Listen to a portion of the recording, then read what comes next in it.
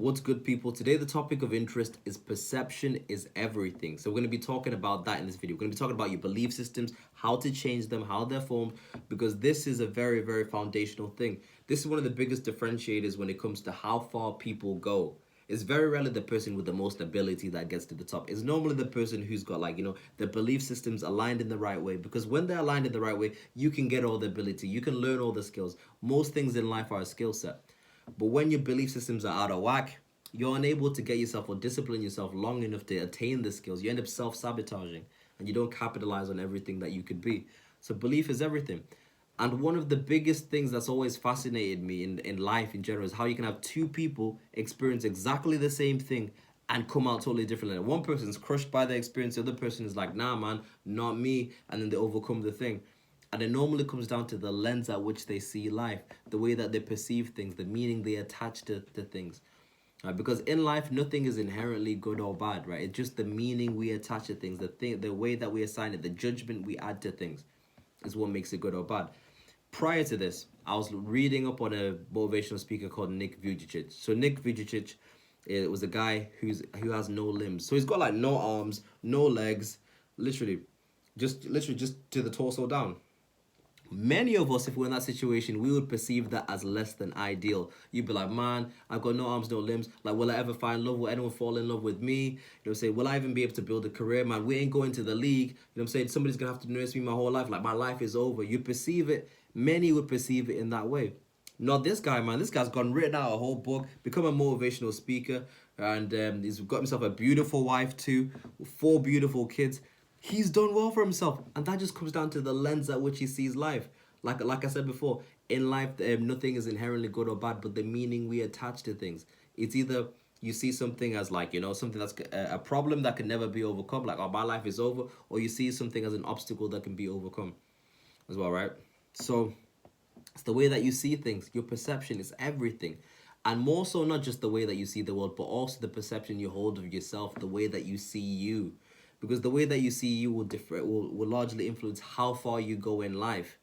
Like, another guy I was studying before was Alexander the Great. So in the book club, we've been reading the book War. So it talks about Alexander the Great and his accomplishments.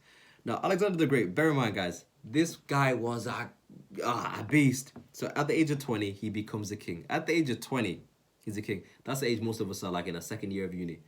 He's a king, right? Then within 5 years, by 25, he's conquered half of the world, half of the known world at the time. He's conquered it. How can a man do that? The way that he did is, if you study his origins, his mother used to speak to him. So his mother used to convince him and tell him, like, you've descended from the gods. You're not like these mere mortals. There's nothing that you can do. She'd continuously, repeatedly tell him these things, and this guy absorbed it.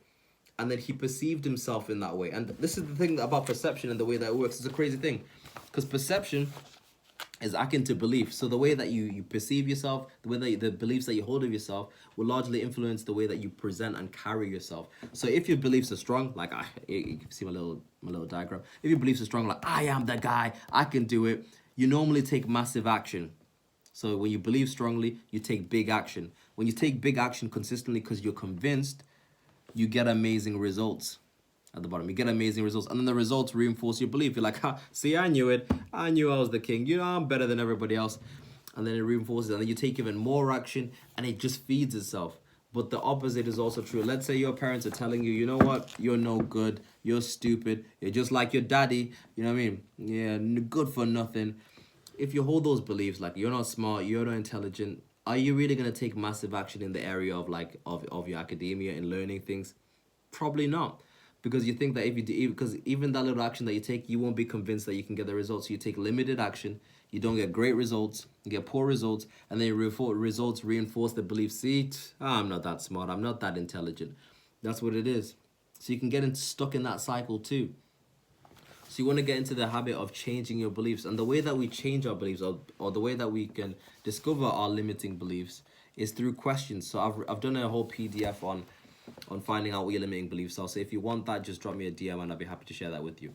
But what I'm going to share with you guys is practical stuff that you can do to create healthier and stronger beliefs that are more favorable to you. I'm not just going to leave you hanging in this video, give you a problem, not give you an answer.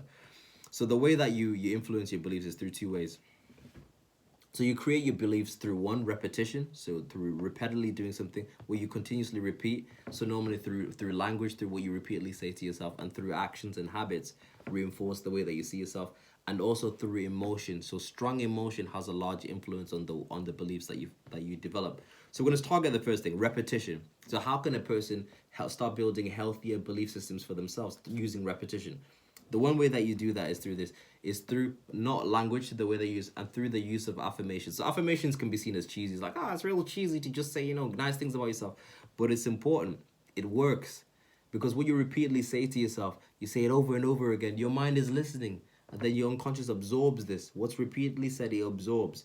But there's a one particular qualifier, or two particular qualifiers that need to be in place for your affirmations to work for you.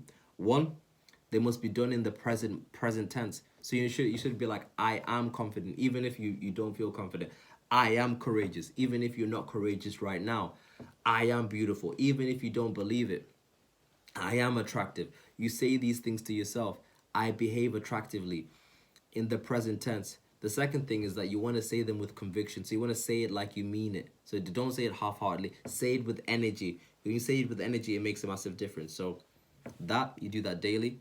And then along with that, with repeating those things, you also want to be taking action within those things. So when you begin saying, I am courageous, I am beautiful, I am attractive, I am confident, what you begin to realize is that these things that you're saying to yourself start coming into the forefront of your mind. And you see that in your day, the small little decisions that you can make that can reinforce this belief. So for example, let's say you're somebody who's saying, I am courageous, but you currently right now, you're not quite there yet. What you realize that there'll be small little moments in your day where you can act courageously, where you feel fear and you decide to take action anyway. For example, you're in the shop, you're in Asda, you've got all your shopping, and then the cashier lady is busy scanning all your items, and you're scared to talk to. You're like, oh, I'm scared to talk to her. You feel the fear, but you go and you start initiate the conversation anyway. See that's a small act of courage. These small things build up. So when you do these things and you repeat these things over and over again, it changes your beliefs about who you are. Right, so that's the first thing, through repetition. The second way that you can change your belief system is through emotion. So through creating strong emotion. And one way that you can create strong emotion for yourself is through the use of visualization.